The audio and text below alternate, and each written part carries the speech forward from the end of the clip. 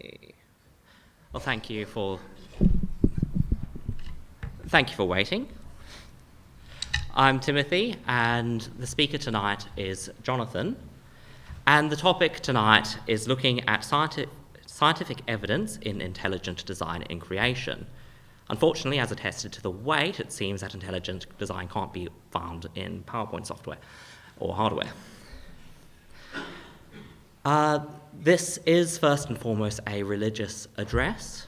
So before we start the talk, may we please rise and say a prayer.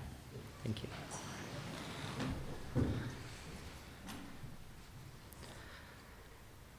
Father in heaven, we thank you for the opportunity to gather together to look at your wonderful creation and the amazing intelligence that you have put into designing such a universe. May you please guide our speaker, may he please help elucidate the nature of creation, and may we do all to thine honour and glory and be guided towards thy truth. Through Jesus Christ, amen.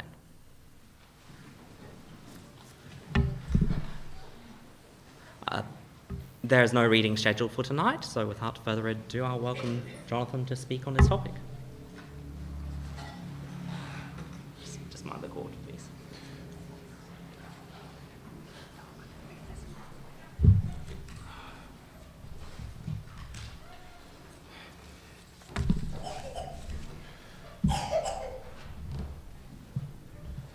Well, good evening, ladies and gentlemen. Now, it's interesting that Timothy ended up stating that we are having a Bible address tonight. Because you see, and you may have actually noticed that I've actually changed the title just a little bit. The new title that we have today is Scientific Evidence That Supports the Theory of Intelligent Design. Now, before I get into anything in great detail, I've got to put up my hand and say that by profession I am not a scientist. In fact, I am a teacher, or at least studying to be one. One of the subjects that I am endeavouring to teach, though, is science, biology, chemistry, and physics. And so we are actually going to be looking at this particular topic from a very scientific viewpoint. So, breaking it down, we've got a few things to get through tonight. First of all, you might be asking yourself the question, what is intelligent design? How did this theory come to be? I've also put some examples in there for you guys to have a look at, and the broader implications as to what those examples might actually mean. We do also have a couple of videos for you to watch from actual scientists in this presentation, and I sincerely hope that it's actually going to work, although with all the trouble that we had getting started, I have my doubts. Anyway, what is intelligent design? Now, the theory of intelligent design is one that argues that certain features of the universe, both living and non-living, both living organisms and non-living matter, are best explained as being created through the action of an intelligence, an engineer, so to speak, rather than being caused by natural selection and random chance. This is not a religious theory. This is a theory based on scientific inference. You see, when it comes to actually to looking at intelligent design as a scientific theory,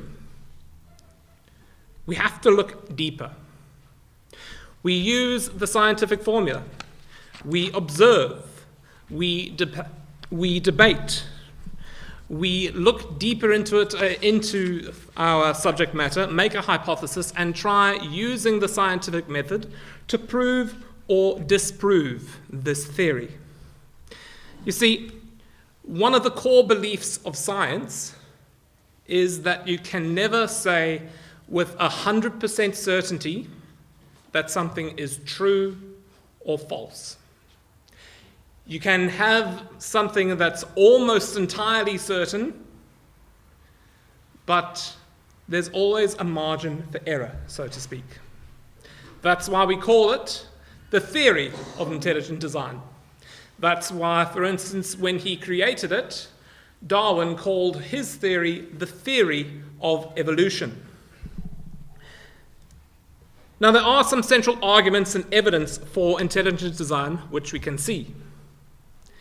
First, there is irreducible complexity. Now, the concept of irreducible complexity is that certain biological systems consist of interdependent parts, where the removal of any one component causes the entire system to fail.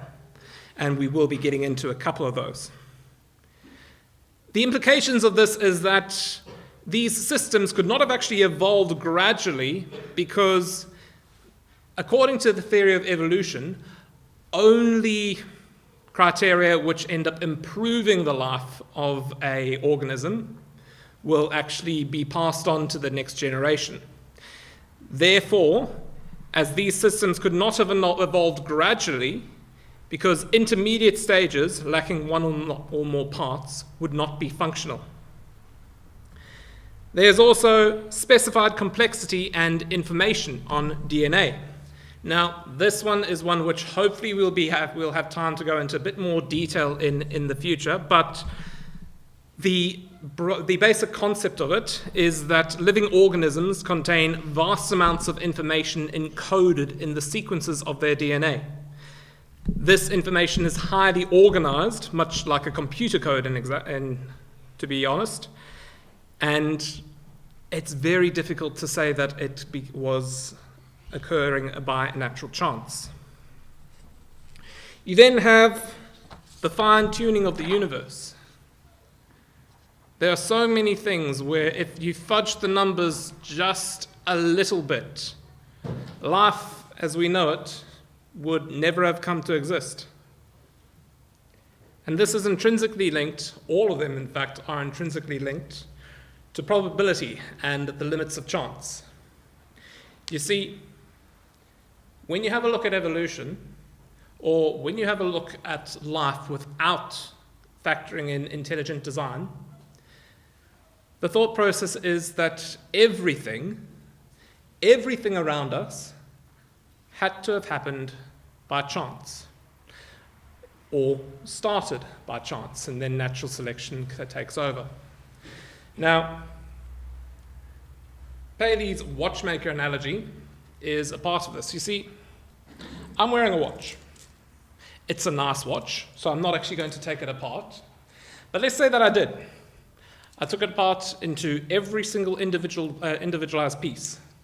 And once I take it all apart, I put it into a cup, all the little pieces, and I shook it up.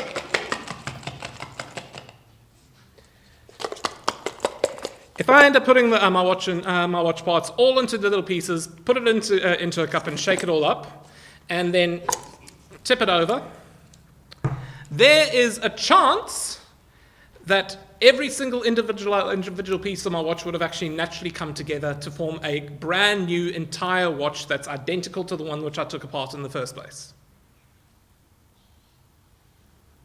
Well, there's a chance.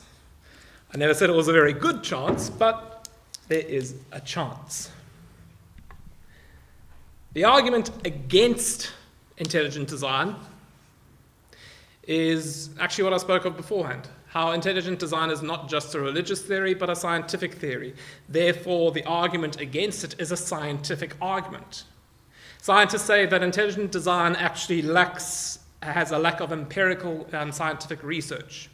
It has a lack of evidence. It has a lack of peer-reviewed research, or research where other scientists have all come and had a look at that research and debated as to whether or not it could be, whether it could be feasible or whether it can be beneficial to the knowledge of humanity as a whole. Well, that's where things start getting just a little bit tricky, let's say. You see, this man, Herman B. Boehmer, was not a proponent of intelligent design. In fact, he was a well-noted scientist. And then it came to a time when he was actually going to be creating a poster for the National Science Teaching Association. His poster was on Darwin's own thoughts or Darwin's own arguments against his own theory. And he ended up actually having it approved by the NSTA. He started actually making the poster, sent in his first draft of the poster to be reviewed, so it could actually be held up to the board, and then he could actually present it. He ended up receiving an email regarding his poster. The purpose of this email is to inquire about your poster presentation, to find out if it is focused on creationism or on modern evolutionary science ideas articulated in our national standards. I responded on February 25 that my poster presentation is not focused at all on creationism. It is focused only on Darwin's ideas and what he considered to be valid scientific arguments against his theory. To cut a long story short, the reply that he got from this email was that that was fine as long as he also included how modern science has actually solved all of these problems that Darwin had with his own theory. To which he responded, well, as far as I know, modern science hasn't solved these problems. That's why it's still actually a debate, and that's why this is still this poster is still relevant in today's society, because that way we can open more debate on it and we can learn more about the world around us. To which he got cancelled. Not only was his poster rejected, but he actually also lost his job at the university. He lost his salary, his grants, and he was essentially thrown out as a pariah. This is someone who did not believe in intelligent design. This is someone who believed in evolution, but just wanted to learn more about it, did not accept that everything was yet known. The cancel culture, which has become so prevalent in society today, started a long time ago, and one of the main antagonists, or one of the main victims, of cancel culture has been those focused on intelligent design. In fact, here are Darwin's top 10 arguments against his own theory, again by Dr. Herman B. Boehmer. These were the things that he had on his poster. Darwin could not explain the complexity of the eyes, the existence of similar organs in remotely allied species, or the existence of different organs for the same function in closely allied species. He could not explain why some parts with so little importance had been created. He couldn't explain the complex instincts that are a part of everyday life, that are a part of our own psyche, that are a part of animal nature. He couldn't explain neuter ants and their different caste systems. He couldn't explain the eyes of the flatfish, the absence of transitional forms in the fossil record, the absence of transitional forms even within geological formations, or the sudden appearance of new forms of life. Now, to this day, these questions have not actually been answered. Unfortunately, I'm not actually going to be going into all of these today. That's a whole different talk on evolution. What we're actually focusing on today is on intelligent design. And therefore, we're going to start by having a look at something, that's a little bit small. First things first, we're going to have a look at the bombardier beetle.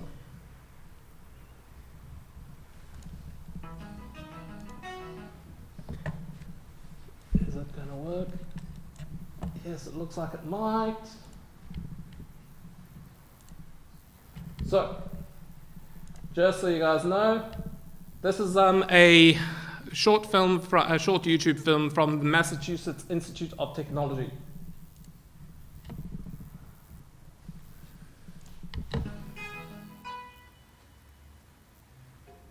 When you typically think of beetles, you don't think of things that can hurt you or they're particularly interesting. They just crawl around, you might step on them occasionally. But there are certain types of beetles that have a really famous defensive mechanism that actually can hurt you.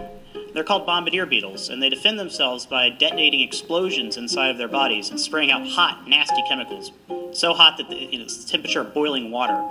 And so I study these beetles to understand, A, how they have these explosions happen inside their bodies, and B, is there things we can learn from that. Previously, people have looked at this by taking images of the outside of the beetle, so using high-speed photography to watch the pulses fly through the air. Whereas we are looking at the inside of the beetle using cutting-edge synchrotron radiation to visualize the spray being formed inside the beetle. So that allows us to see how these pulses, how the spray, instead of coming out as a continuous stream, comes out as a series of pulses. And what we find is that a part of the explosion chamber actually deforms during the explosion.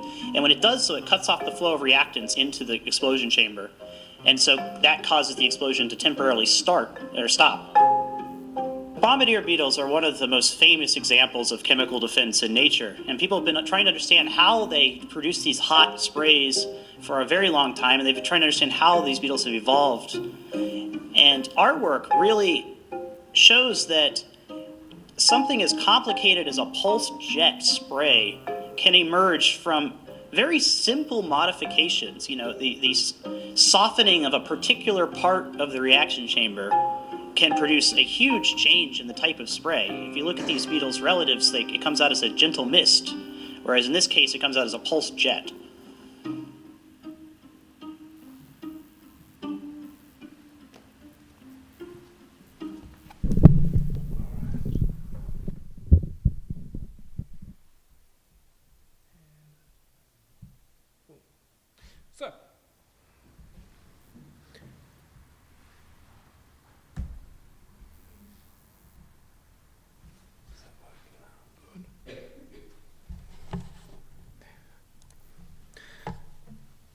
So, let's have a closer look at the bombardier beetle.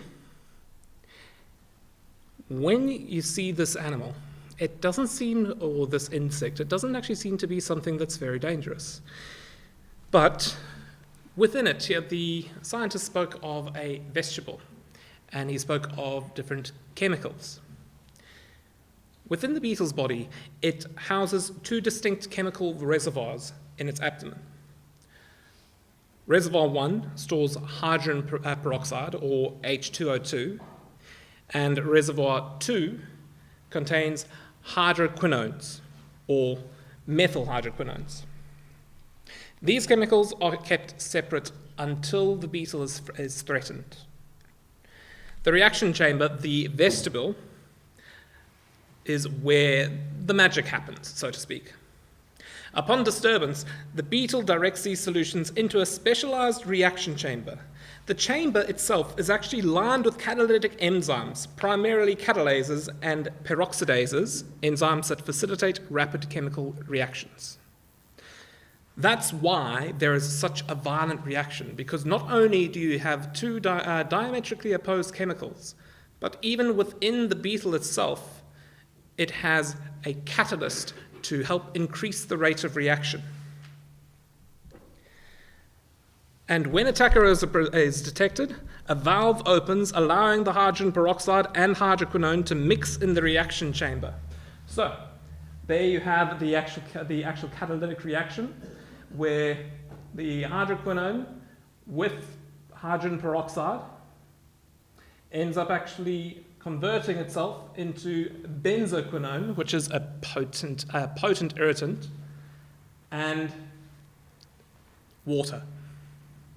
It does this at such speed and such quickness that when it spurts out these gases, It spurts it out at approximately 60 kilometers an hour.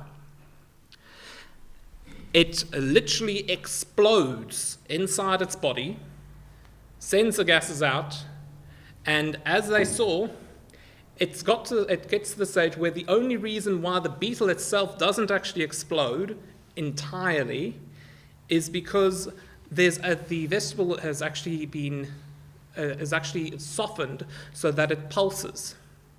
And when he says that it pulses up to 756 times a second in order to actually have a measure of control with the reaction. So the peroxidase, the catalyst, facilitates this oxidation, converting hydroquinone to benzoquinone, a potent irritant. It is an exothermal reaction. It means, it's hot. The reactions are exothermic, meaning there is at least a substantial amount of heat. This superheats the mixture to near the boiling point of water. I think when they looked it up, once it exits, it's at 98.2 degrees Celsius, near the boiling point of water. The pressure buildup and ejection, gas generation under high heat rapidly raises the pressure inside the reaction chamber. This pressure forces the hot spray out in a pulsating jet directed at the threat. Now, every single one of these steps, as you end up actually putting them together, is needed, and every single one of those steps is perfectly designed. The Bombardier Beetle is a masterclass in precision. By storing these volatile substances separately and, when needed, combining them, it's able to actually defend itself against predators. And every single component is essential for the reaction to work as precisely as we see it. Now, as an essential part of science to ask is not only what we observe, but also how our interpretation can be tested. With the Bombardier Beetle, its full defense mechanism is highly elaborate. And scientists, like the one at MTech, investigate whether simpler or less efficient versions exist. He ended up speaking about a beetle that ends up, rather than having concentrated jets, having sprays. What he didn't actually mention is that the chemicals used in those sprays are generally actually more aroma-based. Their smells, they might be poisonous, but only when it comes to the Bombardier Beetle do you have such an exothermic reaction or such an explosive reaction out of all. And if you take one of those things away, for instance, if you take the catalyst away, the reaction would not end up actually forming in time. Without a catalyst, the reaction would take, instead of the instant that it does, it would end up taking up to 10 seconds for everything to combine and for the reaction to start. As a predatory defense mechanism, 1 second can be the difference between life and death. Hydrogen peroxide is deadly. If they developed a method to carry hydrogen peroxide without actually developing the necessary containment for it, the bug wouldn't survive. If they didn't actually have the correct carapace for the beetle to actually withstand that explosive pressure, the bug would not survive. If the vestibule hadn't actually been softened out so that the entire reaction all happened at the same time, the bug would not survive. So the argument is that, you know what, perhaps it might have all happened by chance. Well, let's move on.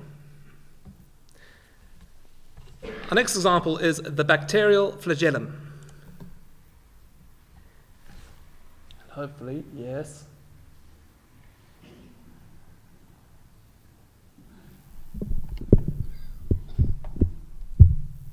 In Darwin's Black Box in 1996, Behe spotlighted and made famous a number of really interesting discoveries that had been occurring in biochemistry and cell biology over the last 2 or 3 decades.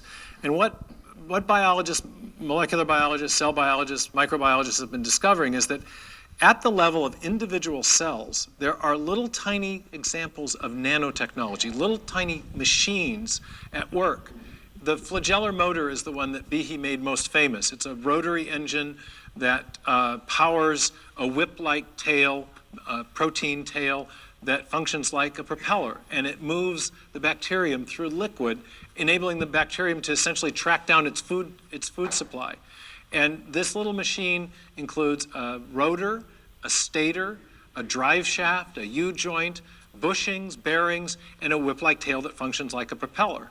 And the machine in some bacterial systems turns at 100,000 RPMs in one direction and can reverse direction on a quarter of a turn and turn 100,000 RPM in the other direction. Bacterial flagellum is a true nanomachine, about 40 nanometers in size. It's amazing. I mean, E. coli, Salmonella, which are kind of our model systems for the bacterial flagellum, can propel a cell about 20 lengths per second through a very viscous medium, like water to these organisms. And you extrapolate that to human scale. 20 body lengths per second, 6-foot person, times 20, 120 feet per second. Mark Spitz or Phelps would be setting records with this type of propulsion. It's hardwired into a signal transduction circuit that allows the bacterium to sense changes in the sugar gradient in the surrounding liquid. This signal transduction system is actually a short-term memory system where the cell is, if it's going in the direction of an attractant, a nutrient that it can use to metabolize, it follows that chemical gradient. If it's a repellent, it will sense that and move in the opposite direction. So it's more than just this engine. It's an extraordinary piece of nanotechnology. It's high tech in low life. And so just by spotlighting these extraordinary pieces of nanotechnology inside cells, and the flagellar motor wasn't the only one by any means, Behe, in a sense, opened up a window for people. He opened up the black box of the inner workings of the cell and said, look, this is much more complex than anything that the early evolutionary biologists had envisioned. Darwin knew nothing of this type of nanotechnology in cells, and at the very least, we've got to come up with an explanation for this.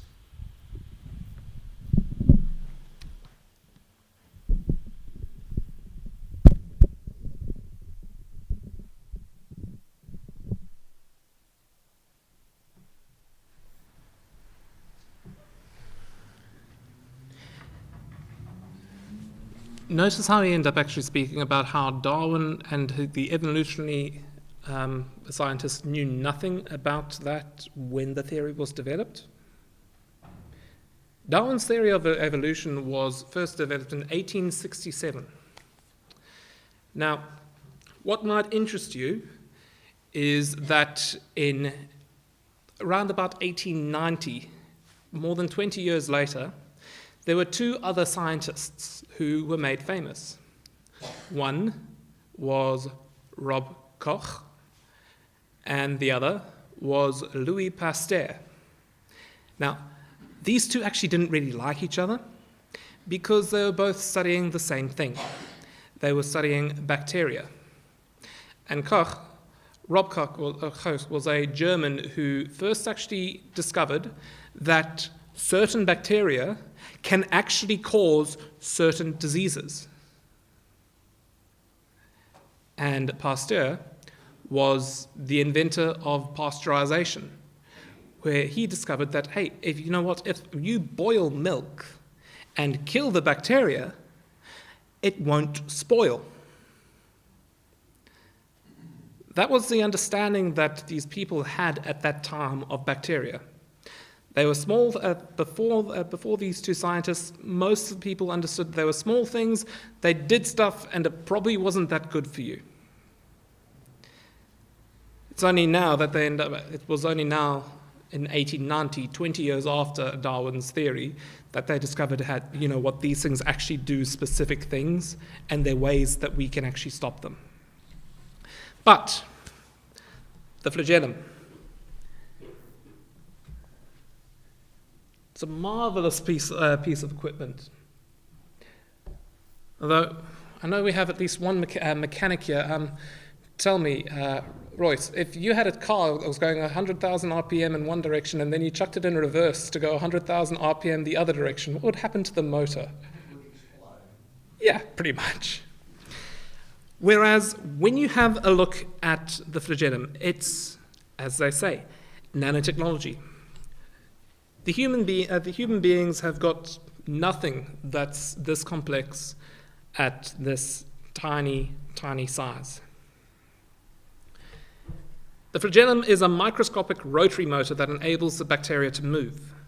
And its intricate design and structure with their interdependent components can be cited as evidence of irreducible complexity. When you have a look at the structure of the flagellum, the structure and function, you have, first of all, the filament at the top right. This is a long tail-like structure that propels the bacterium. You then have the hook connecting into it, which connects the filament to the motor, allowing flexibility. The basal body, which you can see the blue there, acts as a motor and is embedded in the bacterial membrane. And lastly, the rotor and stator unit. The rotor, and then the stator is actually labeled there. These generate the torque, which enable rotation. Now, the argument for irreducible complexity is that if you take away one component, or if there had been one component that had not been developed, then the entire structure falls apart. And that's exactly the case when you have a look at the flagellum. Every single part of it must act in concert for it to function, which suggests that it could not have naturally evolved. It must have been designed as a complete unit rather than assembled through multiple mutations.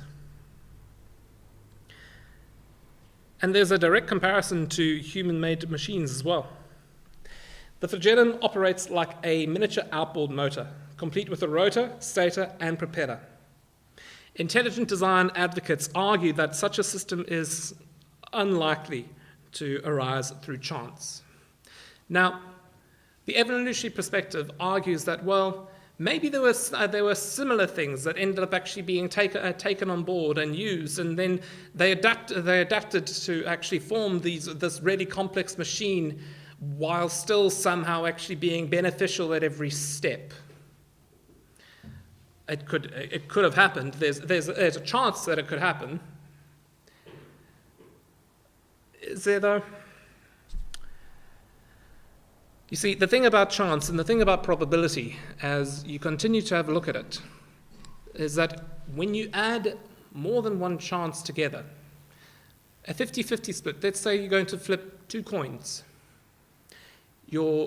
and you first want to get heads. You flip one coin, you got a 1 in 2 chance of it landing on heads.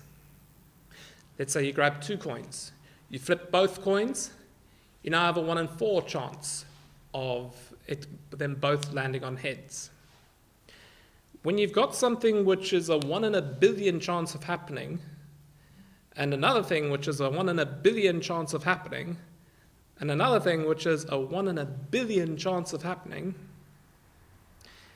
and yet all of these things end up happening at the same time, you can see how the odds get smaller and smaller and smaller. And yet, we ourselves, our own bodies, are supporters of intelligent design. Our DNA. DNA is an information-based system that contains highly ordered instructions for life. The complexity and specificity of genetic information suggest purposeful design rather than random chance. You see, well, actually, let's actually have a look at the next one first.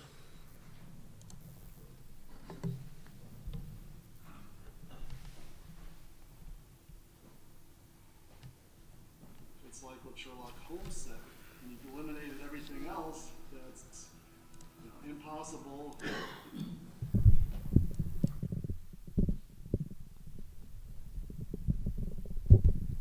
Another scientist on the It's the like what subject of Sherlock DNA. Holmes said.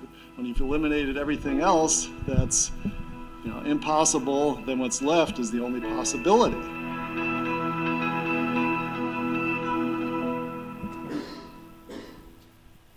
The amount of possible DNA that could code for a functional protein it's very sparse, highly improbable that you're going to get a sequence of DNA that's going to code for something that can be a functional protein.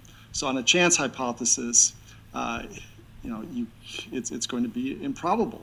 So, and there's a pattern that's being matched because these proteins, only a few of them fold, and folding constitutes a pattern that is being matched. So chance hypothesis, highly improbable. There's a pattern being matched. So what the design inference does is it knocks away that chance hypothesis, and what you're left with then is a design hypothesis. Interestingly, some of the critics of intelligent design, they'll say, well, that's just an argument from ignorance. And I would say, no, it's not an argument from ignorance. When you eliminate possibilities, you are doing explanatory work. This is what's properly called in the philosophy of science and in statistical theory an eliminative induction. So as you eliminate things, you make the thing that is left more probable.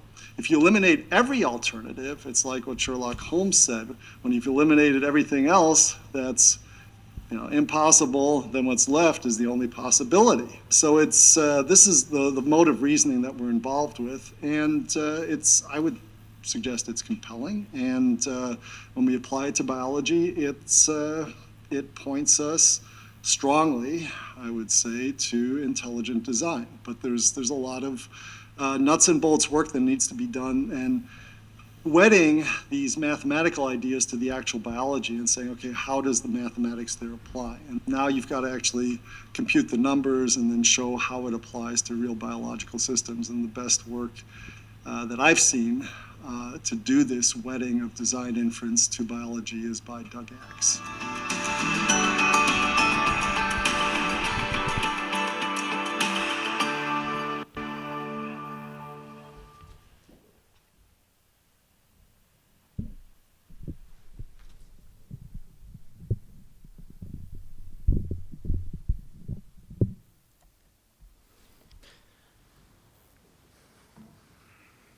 Out of curiosity, I looked up that scientist, and he is currently under review due to his research into intelligent design, and it looks like he might end up actually losing his current position.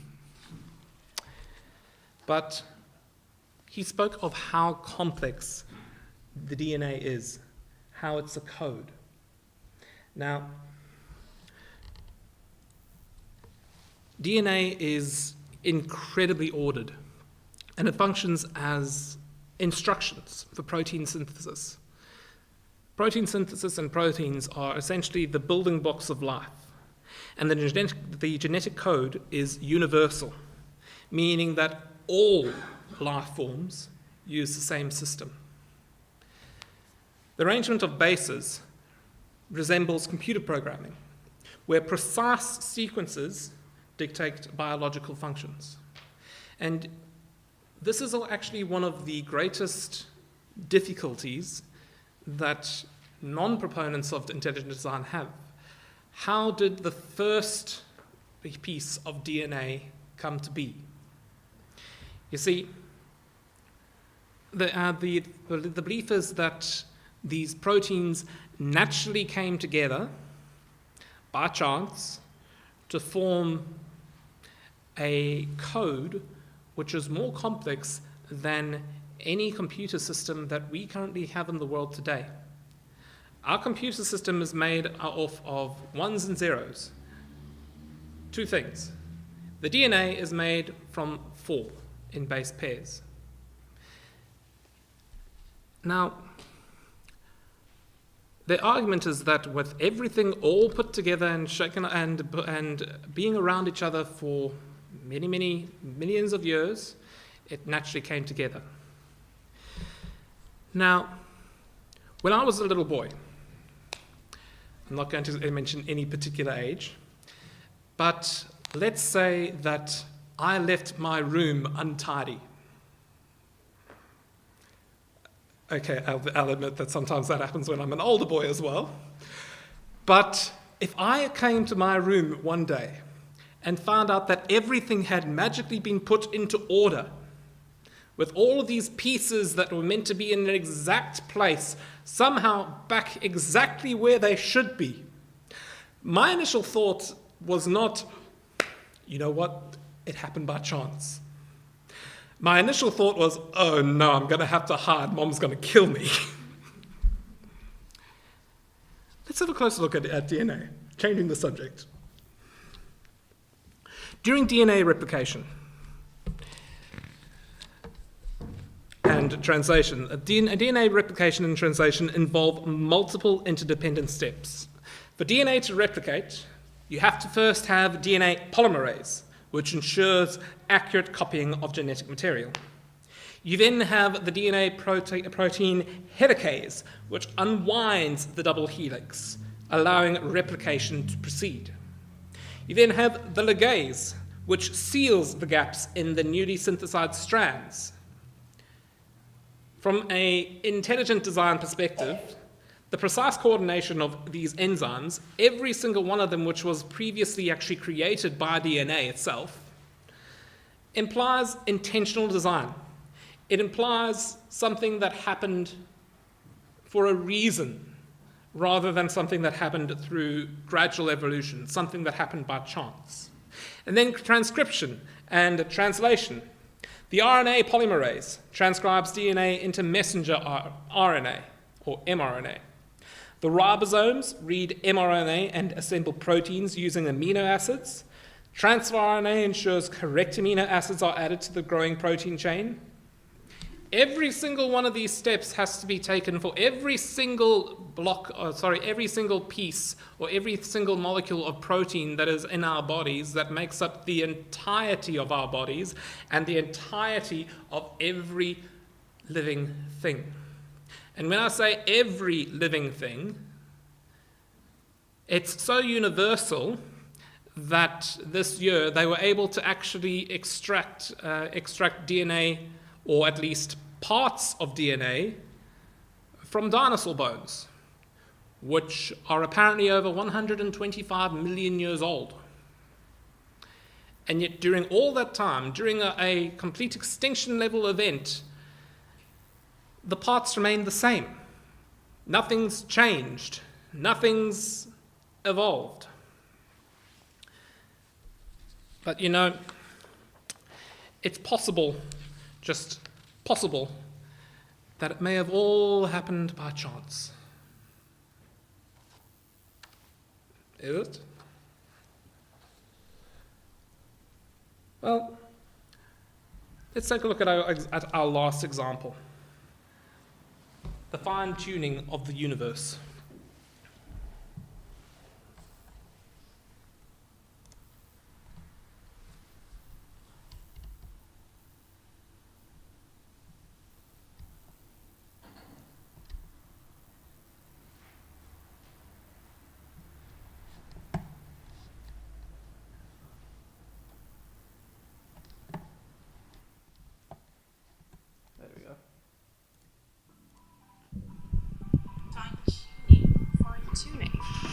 know along the The fundamental forces and constants of physics are themselves delicately balanced or fine-tuned. So let's imagine what we might call a universe generator. If we alter their settings even by a little, something like the tiny, tiny probability of winning the national lottery 6 weeks in a row, that's the kind of accuracy a marksman would need to hit a coin at the far side of the observable universe. The great majority of scientists of varying worldview persuasions accept that the universe is fine-tuned for life. Take your choice. Blind chance that requires multitudes of universes, or design that requires only one.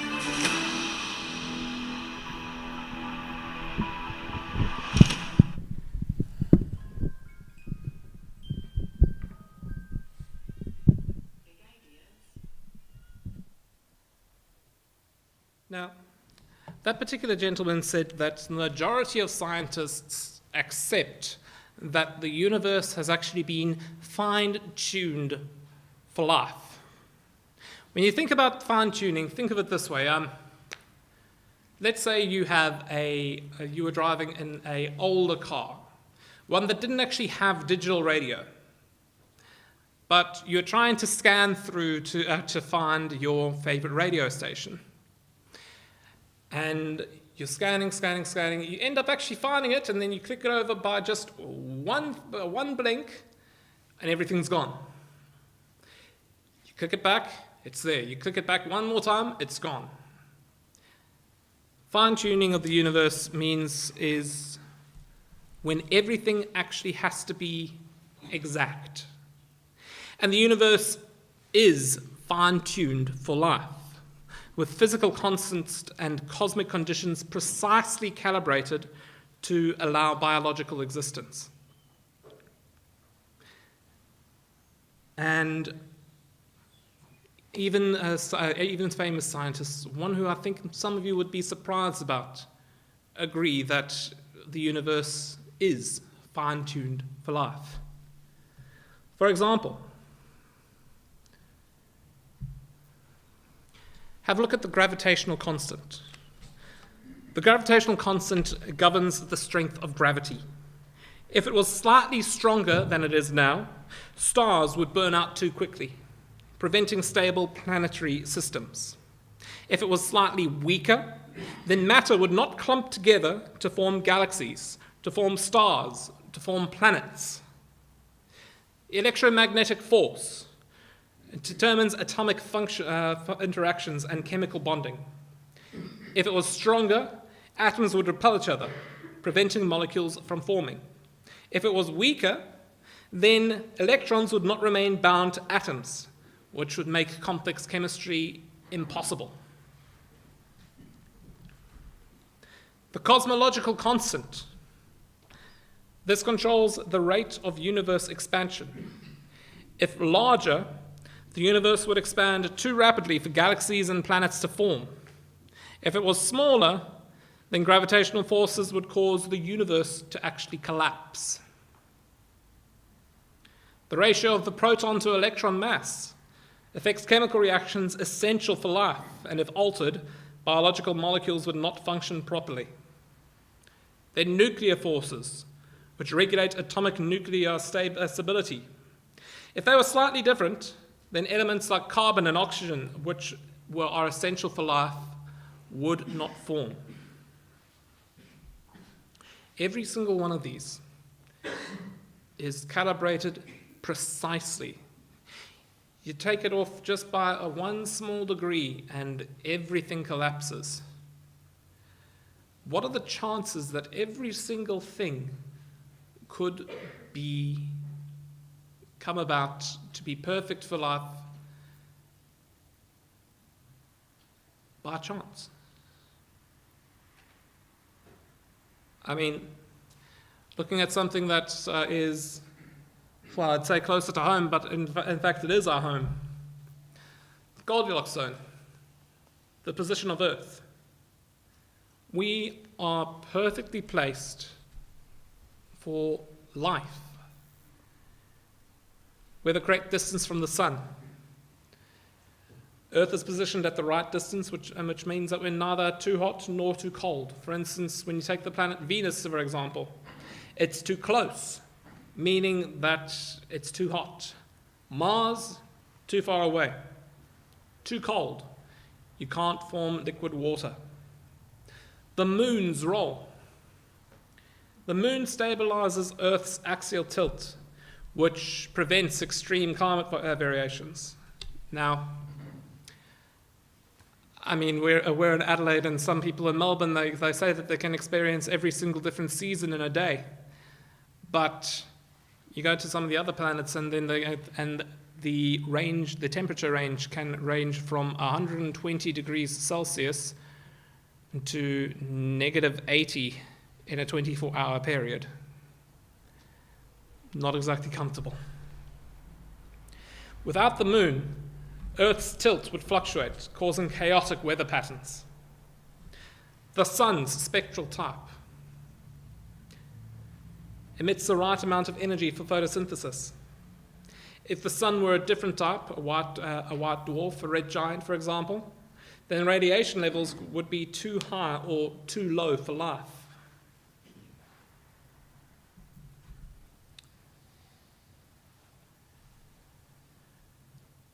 When you have a look at every single one of these things put together,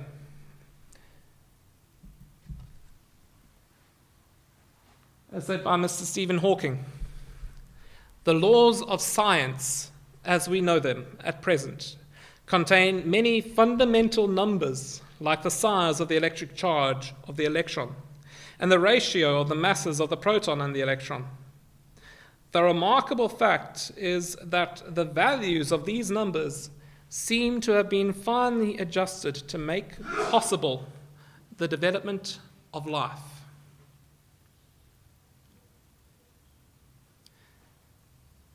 Now, I'm sure that at least some of you have heard of Stephen Hawking before. He was a rather famous scientist, which unfortunately has now passed, but very much respected amongst the community. And even he has to end up looking at the universe itself and thinking, you know what? It seems that somehow this might have been intentional. And that's the choice that you have to make. We either have to decide whether or not every single one of these fascinating things which we see throughout our known universe, or even in our own planet, happened by chance, or if it happened by choice. And the intelligent design perspective of the fine-tuning of the universe is simple. That the precise values of these constants suggest purposeful calibration, akin to engineering a complex system. It is unlikely that these are all the result of chance. So, when you take all of these choices, all of these chances, and put them all together to get something that's such an infinitesimally small chance that somebody has better luck of firing a gun from in space and somehow hitting a coin-sized target at the end of the universe, our observable universe, why is it that those scientists who are respected or were respected in their community, why is it that as soon as they think, well, you know what, there's something going on here, maybe there's some intelligence behind this design, why is it that they immediately get shunned? They get blacklisted. They get pushed down into a box. You see, there is a broader implication. If there is intelligent design, then there must be an intelligent designer, an engineer, a creator.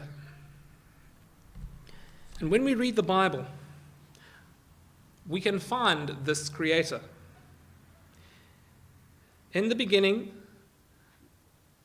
God created the heaven and the earth. Genesis 1 verse 1. All things were made through him, and without him was not anything made that was made. John 1 verse 3. For thus says the Lord, who created the heavens, he is God, who formed the earth and made it. He established it. He did not create it empty. He formed it to be inhabited. I am the Lord. There is no other. If you accept that there is intelligent design, you must accept that there is a creator, an engineer. If you accept that this creator, this engineer, is God, and that means that God exists. It means that you have a responsibility. It means that you cannot make all your own decisions in life, that you were put here for a purpose. For you see, in in Colossians 1, verse 16 to 17, it says, "For in him all things were created, things in heaven and on earth, visible, the stars, and invisible, those tiny little bacteria. Whether thrones or powers or rulers or authorities, the scientists, all things have been created through him and for him. He is before all things, and in him all things hold together." All things in this earth have been created through him and for him. For you see, God does actually have a purpose for this world. "As truly as I live, all the earth shall be filled with the glory of the Lord." And we would be most happy to discuss with you the purpose that he has for this earth. And in fact, we're going to be continuing our talks next week, where we speak of environmental crisis, human dilemma, or God's solution. He does have a plan for this earth. How will that plan be put together? How will that plan unfold? Hopefully we'll see you next week and begin to answer that question.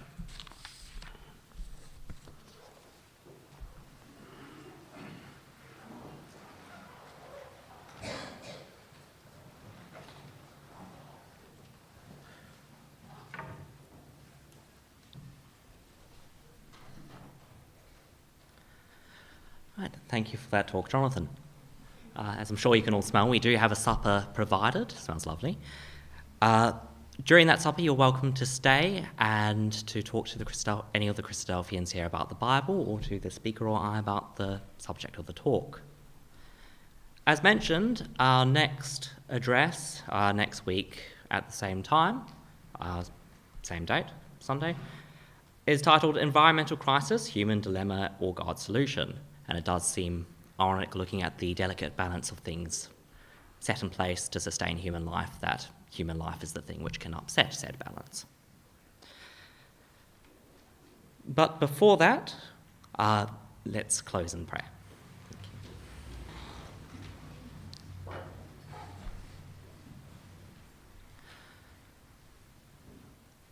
Father in heaven, we thank you that we have had the opportunity to listen to thy word, or to hear on the amazing work which you have done. Lord, we've been set here for a purpose, and may you please help us find that purpose, fulfill that purpose. We thank you for the supper provided. Ask that the time we spend having it and talking to each other may be used to build each other up. And we ask you may watch over us in the week, that we may come again, if you will, safely. Through Jesus Christ, amen.